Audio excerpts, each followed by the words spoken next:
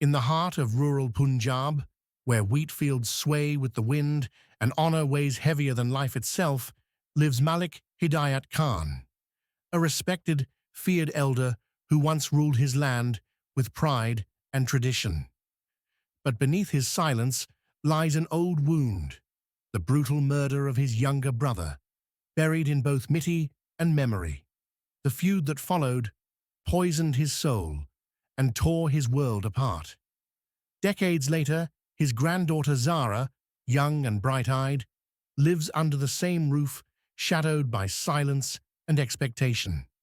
She carries the legacy of the Malik name, strong, proud, and bound by rules she never made.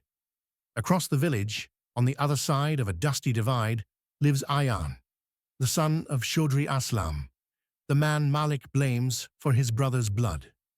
Ayan, unaware of this bitter history, is kind-hearted, soft-spoken, and dreams of peace in a land that only knows grudges. Their worlds collide at a local mela. A moment of shared laughter, a dupatta caught in the breeze, and a glance that lingers too long. What begins as curiosity quickly blossoms into forbidden love as the two meet secretly by the canals, sharing poetry and longing. They speak of a life where names don't matter, only hearts do. But names do matter here, and bloodlines even more. One day, Ayan steps inside Zara's Haveli to surprise her, only to see the faded portrait of Malik Hidayat on the wall. The name he was taught to despise is the name of the girl he loves. The truth shatters them both. Word spreads like wildfire. Malik Hidayat calls it betrayal. Chaudhry Aslam sees it as provocation. The old feud rises from the grave, angrier than before. Guns are taken out, threats exchanged. In the middle of this chaos stands Zara, torn between her blood and her beloved.